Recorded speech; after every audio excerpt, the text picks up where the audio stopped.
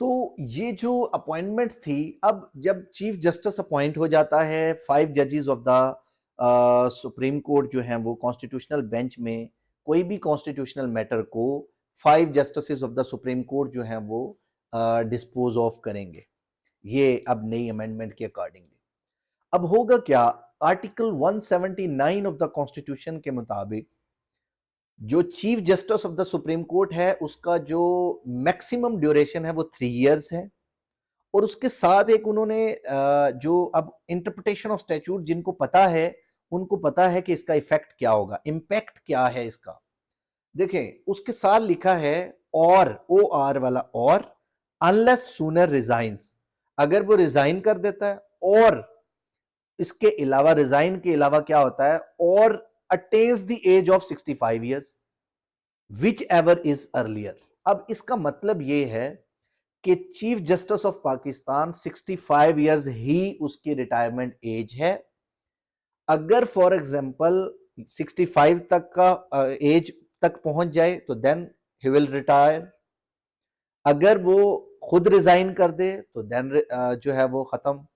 अगर वो और मैक्सिमम पीरियड 3 इयर्स है, यानी अगर किसी फॉर एग्जांपल जूनियर जज को चीफ जस्टिस बना दिया जाए तो जो जूनियर जज है उसका ऑब्वियसली अगर टेन्योर ज्यादा है, एज अभी 65 होने में उसका काफी टाइम है, तो उसके ऊपर ये इंप्लीमेंट होगा 3 इयर्स का जो पीरियड है।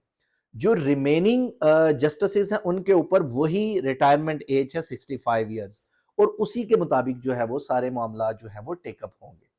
अच्छा, नेक्स्ट आप ये देखें कि जो 184 की जो पावर्स थी original jurisdiction of the supreme court, उन पावर्स में पार्लियामेंट ने कॉन्फाइन कर दी उस पावर्स को कि what ever the contents of the application is, उस कंटेंट के अकॉर्डिंगली ही जजेस ऑफ द सुप्रीम कोर्ट उसको जो है वो डिसाइड करेंगे। जितना डोमेन ऑफ इट्स एप्लीकेशन होगा, यानी अगर किसी शख्स ने, नॉर्मली क्या होता था कि कोई और जनरल एप्लीकेशन आई और उस एप्लीकेशन के अंदर मामला कुछ और था, लेकिन उसमें जजेस के रिमार्क्स और उधर से जो है वो कोई और वर्डिक्ट जो है वो उसके साथ अटैच करके जो है वो दे दिया जाता था। तो अब उन्होंने 184 के डिसीजंस में, कॉन्स्टिट्यूशनल कोर्ट के जो डिसीजंस में कुछ चीजें डिफाइन की हैं कि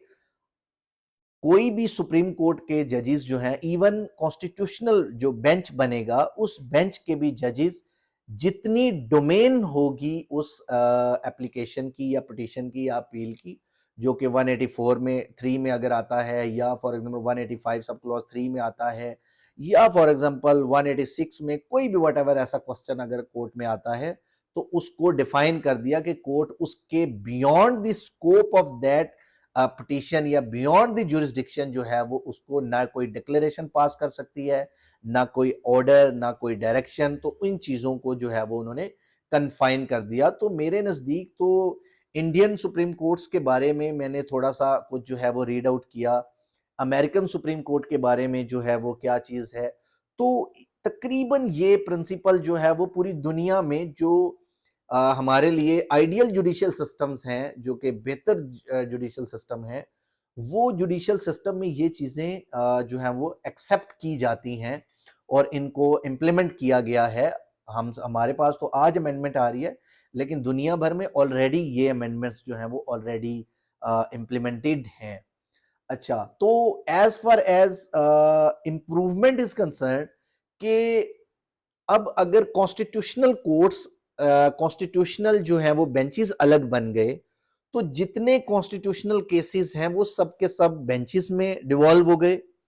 और जो बाकी रिमेनिंग जो केसेस हैं फॉर एग्जांपल, वो सारे के सारे बाकी जस्टिस को पता होगा कि हमने ये केसेस जो हैं वो सुनने हैं, उसमें एपलेट जुरिस्डिक्शंस हैं, रिव्यू की जुरिस्डिक्शंस हैं, जो भी normal jurisdiction of the high courts and supreme courts जो है वो टेकअप होंगी और उसके मुताबिक जो है वो टेकअप किया जाएगा। अच्छा, एक जो सबसे इंपॉर्टेंट चीज जो एक और अमेंडमेंट इसी में जो है वो प्रोवाइडेड है, पहले जो जजेस ऑफ द हाई कोर्ट्स के लिए जो एज लिमिट थी वो 45 इयर्स थी, कि मिनिमम 45 इयर्स का जो लॉयर है वो जज ऑफ द हाई कोर्ट बन सकता था, अब उसको पार्लियामेंट ने कम करके 40 इयर्स ऑफ एज कर दी कि जी जजेस of the high court 40 years की एज में आप जज ऑफ द हाई कोर्ट बन सकते हैं। उसके अलावा एक और जो नई इंप्रूवमेंट हुई है वो ये कि पहले ये था कि जो आप प्रिंसिपल सीट पे एज ए सेशन जज या डिस्ट्रिक्ट जज जो है वो आप अपनी सर्विसेज 3 साल के लिए जो है वो आप वहां पे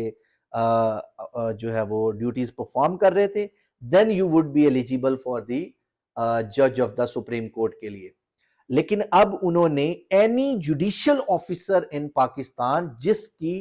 10 इयर्स की प्रैक्टिस हो या 10 इयर्स उसने जुडिशियल ऑफिस संभाला हो या 15 इयर्स का एज ए जज ऑफ हाई कोर्ट अगर हो तो वो सुप्रीम कोर्ट के लिए एलिजिबल है। एनी लॉयर जो कि हाई कोर्ट की जो है वो 10 इयर्स प्रैक्टिस हो उसकी, तो वो जज ऑफ द हाई कोर्ट के लिए एलिजिबल होगा। और सिटीजन ऑफ पाकिस्तान वो एज इट इज जो है वो वही क्वालिफिकेशन जो है वो इसमें प्रोवाइडेड है। एक जो छोटी मोटी चीज जो मेरे नजदीक पार्लियामेंट को प्रिंसिपल्स ऑफ पॉलिसी की बजाय main operative articles of the constitution में ऐड करनी चाहिए थी, वो पार्लियामेंट ने जो नहीं की, जो कि रिबा है, जो कि सूद के बारे में है, इंटरेस्ट जो है वो कंपाउंड इंटरेस्ट वगैरह। रिबा के बारे में एक प्रोवाइजो क्लॉज एफ जो है वो ऐड किया गया है आर्टिकल 38 में, जो कि प्रिंसिपल्स ऑफ पॉलिसी हैं कि जी 2028 में जो है वो जनवरी 2028 तक जो है वो complete economic system of Pakistan जो है वो रिबा फ्री जो है वो लोन फ्री जो इंटरेस्ट फ्री जो है हो जाएगा।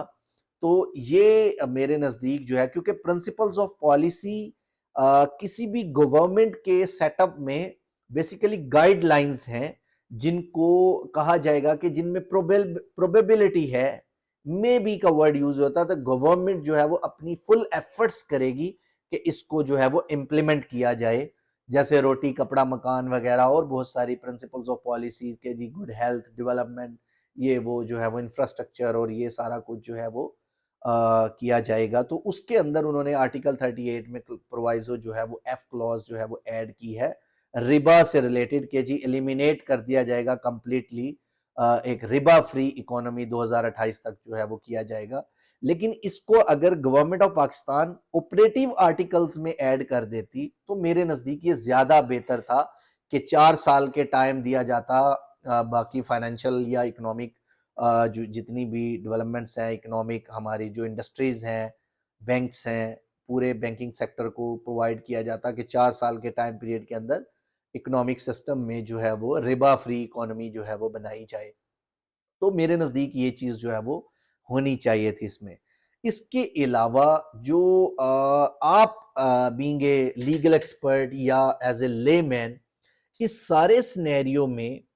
क्या आपको ये लगता है कि गवर्नमेंट ऑफ पाकिस्तान का ये स्टेप जो है ये पॉजिटिव है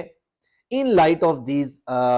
सिस्टम के ये वो अमेंडमेंट्स हैं जो कि एक्चुअल अमेंडमेंट्स हुई हैं कॉन्स्टिट्यूशन ऑफ पाकिस्तान में? तो आपके नजदीक क्या ये जो अमेंडमेंट्स हैं क्या ये अब जुडिशियल सिस्टम को इम्प्रूव करने के लिए बेहतर साबित हो सकती हैं या नहीं?